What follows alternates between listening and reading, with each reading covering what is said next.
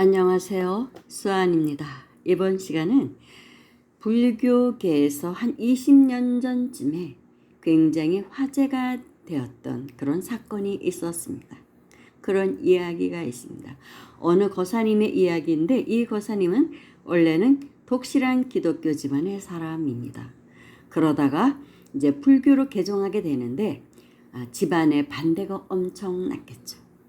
너무나 괴로웠던 그 거사님은 어느 날 갑자기 급성백혈병에 걸려 돌아가시게 됩니다. 너무나 황당했던 것이죠. 그때 그분이 병실에서 어느 불교 카페에 글을 남깁니다. 자신의 삶에 대한, 그리고 자신이 불교를 개종하게 대한 이유에 대한 글을 남겨요. 그 글이 엄청나게 화제가 되었어요.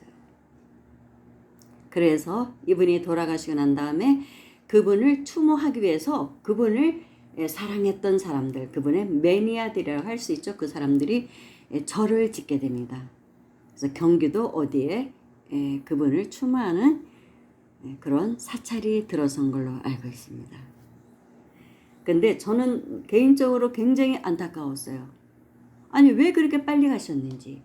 그러기 때문에 또 그 집안에서는 네가 하나님을 배신했기 때문에 그런 벌을 받았다라고 말할 거는 당연한 것이거든요. 그분도 그 점을 괴로워했고.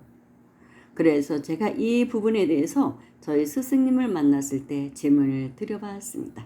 2007년도에 제가 쓴 글입니다. 저희 스승님과의 문답 형식의 글입니다.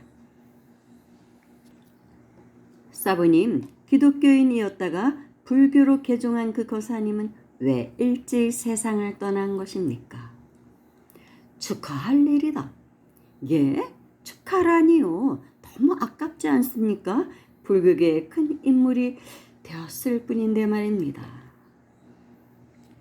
그분이 돌아가시면서 한 걱정대로 하나님을 버리고 부처님께 귀하여 벌 받았다고 생각하는 사람들이 많을 텐데요. 그분은 자신이 전생과 이생에 살생을 많이 하여 짧은 명을 타고났다고 생각하셨던가 봅니다. 어쩌면 그래도 갑자기 급성 백혈병에 걸려서 열흘 만에 갈 수 있단 말입니까? 그분의 판단대로 살생의 업 때문에 단명했던 것일까요? 아니다. 수행하기에 적합한 환경에 태어나기 위해 빨리 몸을 바꿨을 뿐이다. 그의 집안은 3대째 독실한 기독교 집안이고 아버지는 목사라고 했다. 그는 물론 조상의 환생이었겠지. 전생에 기독교 신자로서의 공부를 많이 한 사람이었을 게다. 독실한 기독교 신자는 세 번째 환생으로 기독교와는 인연을 끊는다고 보는 것이 나의 견해다. 기독교는 다만 신심을 불러일으키는 단계며 선과 악을 분별하는 단계다. 기독교 공부를 깊이 있게 한 사람은 결국 한계에 부딪히게 되어 있다. 미칠 것 같은 답답함에 직면하게 된다. 그때 그는 불교로 올 수밖에 없다. 불교는 깨달음의 단계다. 죽지 않는 참나를 찾는 종교다. 모든 종교의 마지막 단계다. 그가 불교로 오므려서 기독교 신자인 그 집안 사람들과의 인연이 닿은 것이다. 그러니 몸을 바꿀 수밖에 없는 것이지. 하지만요, 불교로 개종한 이상 이 생에서도 불교 공부 열심히 하면 되는 것 아닙니까? 꼭 몸을 바꿀 필요가 무엇이 있습니까? 그건 가족에 대한 집착을 그도 끊기가 어려웠겠지. 설사 그는 끊었다 해도 가족들이 그에 대한 집착을 버리지 못하여 아마 힘들게 했을 것이다. 온갖 수단과 방법을 동원해 다시 하나님 품으로 끌어들이려 번잡하게 했겠지. 가족들의 회의와 냉대가 견디기 힘들었을 거다. 그의 무의식 세계에선 차라리 빨리 몸을 바꿔 불법을 공부하기 적합한 환경에 태어나고 싶다라고 간절히 갈망했을 것이다. 그의 몸은 그 마음을 받아들여 갑자기 급성 백혈병에 걸려 이생과의 인연을 끊게 한 것이지. 그러니 그의 죽음을 슬퍼할 필요가 없다. 그는 이미 환생하였을 것이며 이 생에선 반드시 스님이 되어 큰 도를 이룰 것이다. 그는 가고 싶은 길을 빨리 가기 위해 몸을 바꾸었으니 축하해 줄 일이 아니냐. 이렇게 저의 사부님이 답변하시더라고요. 우리 사부님은 보통 누군가의 죽음에 대해서도 뭐 이렇게 꼭 슬퍼하진 않아. 잘 됐다. 그러셔가지고 좀 황당할 때가 많았어요. 본래 그 자리를 돌아갔는데 잘 된 일 아니냐?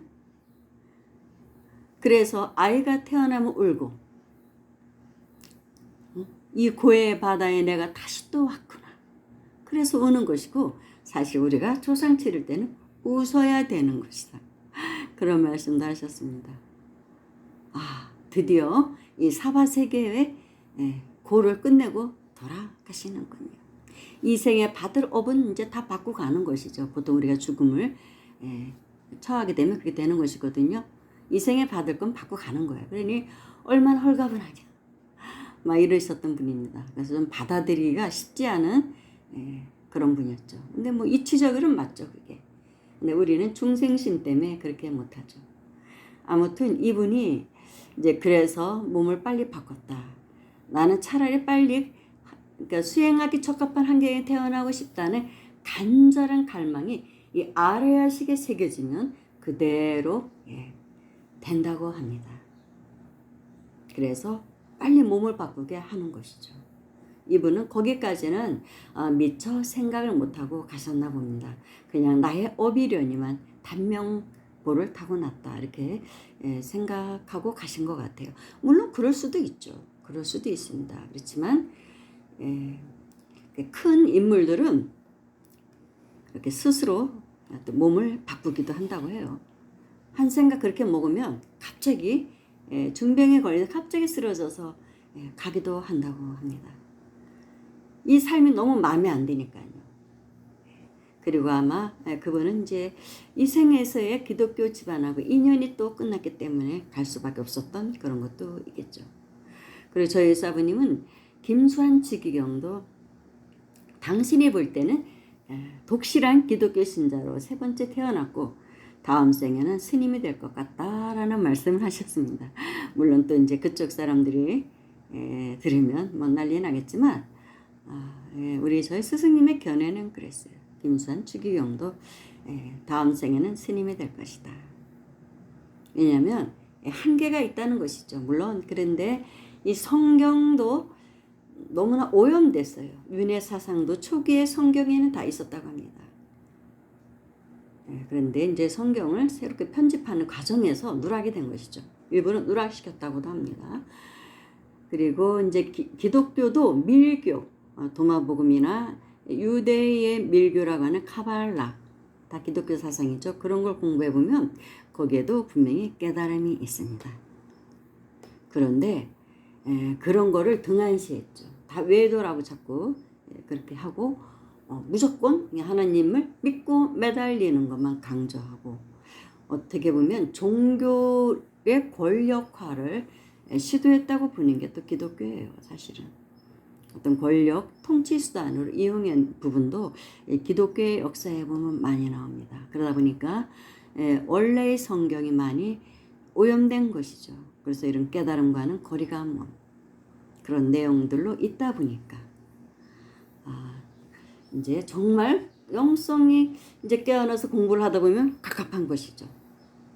나라는 존재에 대한 어디서 와서 어디로 가는가에 대한 깊은 물음을 갖게 될 때 그는 불교로 개종할 수밖에 없다고 하는 것입니다.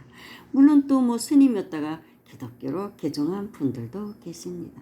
나름대로 이유가 있겠죠. 나름대로.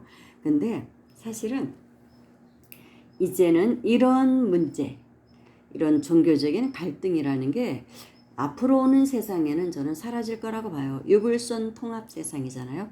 그러면 기독교도 유불선의 선도에 포함이 되거든요. 서양의 선도. 그렇기 때문에 모든 게 통합이 되는 도가 나오면 굳이 개종을 할 필요가 없는 것이죠. 그냥 자기 뭐 신앙생활하면서 결국 깨달으면 궁극적으로는 하나라는 걸 알게 되거든요. 공부를 해보면. 그런데 그래도 불교가 모든 종교의 체라고 합니다. 기본. 가장 중요한 게 불교라고 해요. 불교 사상을 공부하지 않고는 사실은 다른 종교도 이해하기가 힘든 그런 게 있습니다. 가장 베이스적인 게 있는 게 불교인 거죠. 불교의 반야심, 핵심 사상이 그거를 숙지하지 못하면 역시 다른 종교도 이해하기 힘듭니다. 근데 그 사상을 어느 정도 숙지를 하면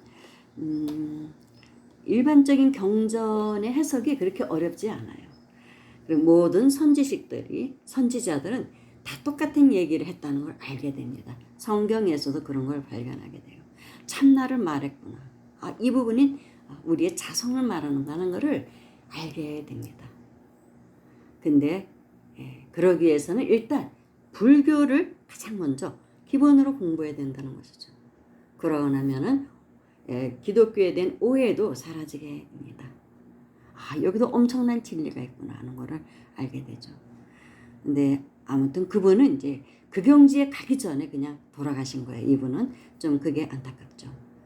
기독교도 공부하고 또 불교도 공부하고 불교를 정말 깊이 있게 공부하다 보면 성경도 이해하게 되고 거기도 엄청난 진리가 있다는 거, 같은 진리를 말했다는 것을 이분이 아셨으면 참 좋았을 텐데 너무나 안타깝게 열흘 만에 급성 백혈병에 걸려서 돌아가셨다고 합니다.